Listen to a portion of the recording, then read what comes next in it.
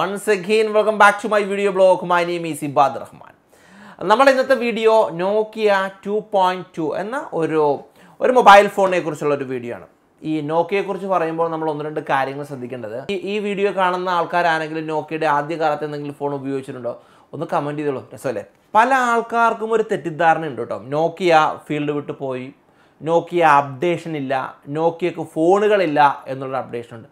അങ്ങനെയൊന്നുമല്ല, നോക്കിയ ഇൻഡസ്ട്രിയിലെ വലിയൊരു പ്ലെയർ തന്നെയാണ്. ഒരു കാര്യം നിങ്ങൾ ശ്രദ്ധിച്ചോളൂ, നോക്കിയയുടെ ഏതെങ്കിലും ഒരു ബ്രാൻഡ് എന്ന് പറയുമ്പോൾ രണ്ട് കാര്യങ്ങളാണ് ബ്രാൻഡിന് ഏറ്റവും ആവശ്യം. ഒന്ന് കൺസിസ്റ്റൻസി, രണ്ട് ട്രസ്റ്റ്. അതായത് നമ്മളൊരു ബ്രാൻഡ് സാധനങ്ങൾ വാങ്ങിക്കുമ്പോൾ എന്താ ചെയ്യുക? ആ ട്രസ്റ്റാണ്. നമുക്ക് കണ്ണുടച്ച് വാങ്ങിക്കാം. ബ്രാൻഡിൻ്റെ ഭാഗത്ത് ഒരു കൺസിസ്റ്റൻസി ഉണ്ട് എന്നുണ്ടെങ്കിൽ നമുക്ക് ഒരുപാട് പ്രോഡക്റ്റുകൾ ലഭിക്കുകയും ചെയ്യും. എൻ്റെ കാഴ്ചപ്പാട് ഞാൻ പറയാം, നോക്കിയ ഏതെങ്കിലും ഒരു ഫോൺ ഒരു ഹിറ്റായി കഴിഞ്ഞാൽ പിന്നെ ഇൻഡസ്ട്രിയുടെ ലെവൽ മൊത്തം മാറി. നിലവിൽ നിൽക്കുന്ന കമ്പനികളെക്കാൾ ഏറ്റവും കൂടുതൽ ബ്രാൻഡ് വാല്യൂ ഉള്ള ഒരു കമ്പനിയാണ് നോക്കിയ. എന്തായാലും നോക്കിയ 2.2 വളരെ ബഡ്ജറ്റിനനുസരിച്ചുള്ള ഫോൺ തന്നെയാണ്. നമുക്ക് നോക്കാം. ഈ ഫോണിനെ കുറിച്ച് പറയുമ്പോൾ 5.7 ഇഞ്ച് ഡിസ്പ്ലേ, ഗൂഗിൾ അസിസ്റ്റൻസിൻ്റെ ഡെഡിക്കേറ്റഡ് ആയിട്ടുള്ള ബട്ടൺ ഉണ്ട്. ഈ ഒരു ബഡ്ജറ്റിനനുസരിച്ചുള്ള ഫോണുകൾ ഒരിക്കലും ഗൂഗിൾ അസിസ്റ്റൻസിൻ്റെ ബട്ടൺ ലഭിക്കില്ല. 13 MP auto focus camera, 5 MB front camera, 3000 mAh battery.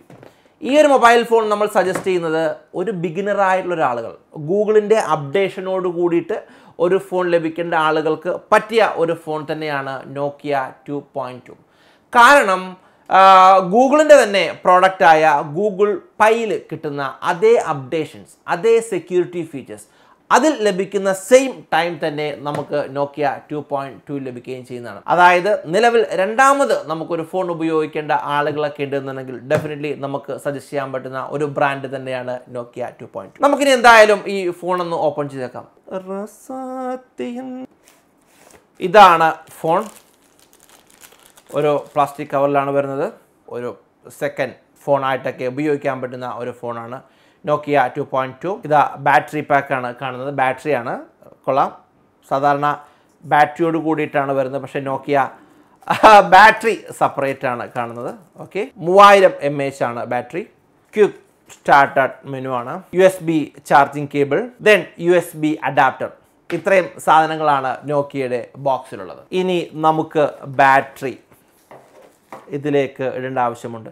എന്തുകൊണ്ടായിരിക്കും നോക്കിയ ഇങ്ങനെ സെപ്പറേറ്റ് ബാറ്ററി വെച്ച് തരുന്നത് എന്ന് നമ്മുടെ സുഹൃത്തുക്കൾക്ക് ആർക്കെങ്കിലും അറിയാമെന്നുണ്ടെങ്കിൽ ഒന്ന് കമൻറ്റ് ചെയ്തോളൂ. എനിക്ക് മനസ്സിലായിട്ടില്ല എന്തുകൊണ്ടാണ് സെപ്പറേറ്റ് പാക്കോട് കൂടി ബാറ്ററി വന്നിരിക്കുന്നത് എന്നുള്ള കാര്യം. പ്ലാസ്റ്റിക് ബോഡിയാണ്.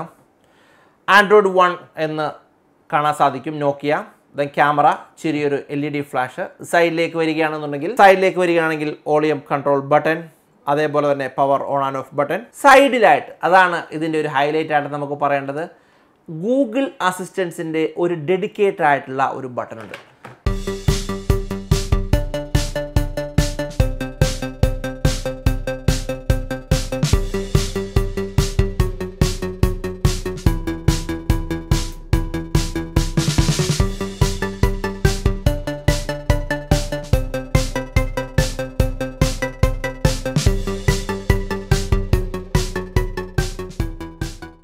ആദ്യം തന്നെ ഞാൻ പറഞ്ഞു 5.71 ഇഞ്ചസ് ആണ് ഇതിൻ്റെ ഡിസ്പ്ലേ ആയിട്ട് വരുന്നത്. 720x1520 ആണ് ഇതിൻ്റെ പിക്സൽസ്.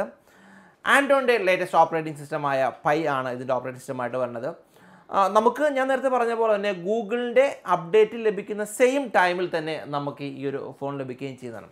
ഒരു പ്രത്യേകത നമ്മൾ പറയുകയാണെന്നുണ്ടെങ്കിൽ, നമ്മൾ എന്തെങ്കിലും ഒരു ഫോട്ടോ എടുത്തു കഴിഞ്ഞാൽ ഗൂഗിൾ ഫോട്ടോസിലേക്ക് അൺലിമിറ്റഡ് ആയിട്ടുള്ള സ്പേസും അവൈലബിൾ ആണ്. നമുക്ക് ഈ ഫോൺ 2 വേരിയൻറ്റിലാണ് അവൈലബിൾ ആയിട്ടുള്ളത്. എൻ്റെ കയ്യിലിരിക്കുന്നത് 2GB 60GB, പിന്നെ 3GB 32GB, ഇങ്ങനെ 2 വേരിയൻറ്റിലാണ് അവൈലബിൾ ആയിട്ടുള്ളത്. 6999 രൂപയും 7999 രൂപയുമാണ് ഇതിൻ്റെ പ്രൈസ് വരുന്നത്. അത് ഈ ജൂൺ 30 വരെയുള്ള ഒരു ഒരു ലോഞ്ച് ഓഫറായിട്ടാണ് നോക്കിയ ഇത് പ്രൊവൈഡ് ചെയ്യുന്നത്. ഒരു സെക്കൻഡ് ഫോണായിട്ട് ഉപയോഗിക്കാം.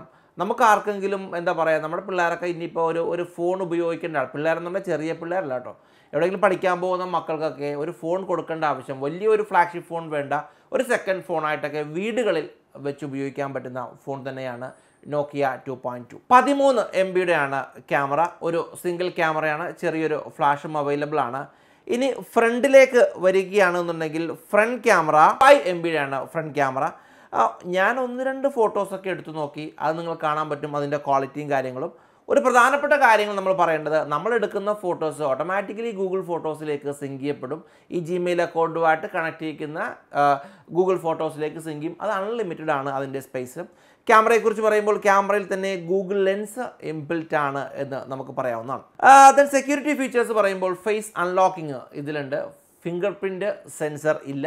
കാര്യം അറിയാലോ, 6999 രൂപയ്ക്ക് ഇത്രയും ഒരു ഫീച്ചേഴ്സും ഇതും നമുക്ക് കൊടുക്കാൻ പറ്റില്ല കമ്പനിക്ക്. പക്ഷേ ഗൂഗിൾ അസിസ്റ്റൻസ് ഉപയോഗിക്കുന്ന ആളുകൾക്ക് ഡെഡിക്കേറ്റഡ് ആയിട്ടുള്ള ഗൂഗിൾ അസിസ്റ്റൻസിൻ്റെ ഒരു ബട്ടൺ തന്നെ ഇതിൽ കമ്പനി ഇംപ്ലിമെൻറ്റ് ചെയ്തിട്ടുണ്ട്.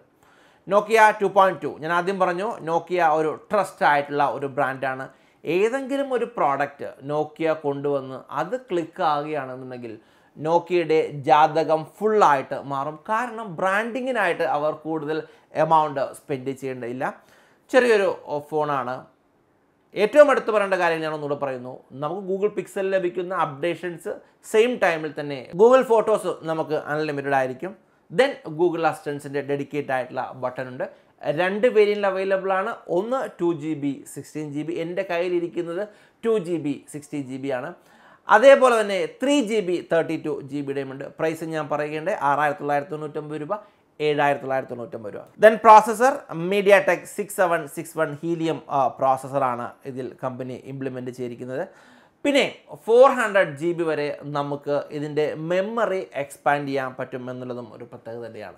എന്തായാലും നമ്മുടെ സുഹൃത്തുക്കൾ മൊബൈൽ ഫോണുകൾ വാങ്ങിക്കുമ്പോൾ ബ്രാൻഡ് നോക്കിയുള്ള മൊബൈൽ ഫോണുകൾ വാങ്ങിക്കുക. നമ്മുടെ ആവശ്യമനുസരിച്ചുള്ള ഫോണുകൾ വാങ്ങിക്കുക. വീട്ടിൽ വെക്കുന്ന ഒരു ഫോണൊക്കെ ആണെന്നുണ്ടെങ്കിൽ വലിയ ബഡ്ജറ്റിനനുസരിച്ചുള്ള ഫോൺ ആവശ്യമില്ല. ഇതുപോലെയുള്ള ഒരു ഫോൺ വാങ്ങിച്ചാലും മതി. മറ്റൊരു വീഡിയോയുമായിട്ട് നമുക്ക് വീണ്ടും കാണാം. ബൈ.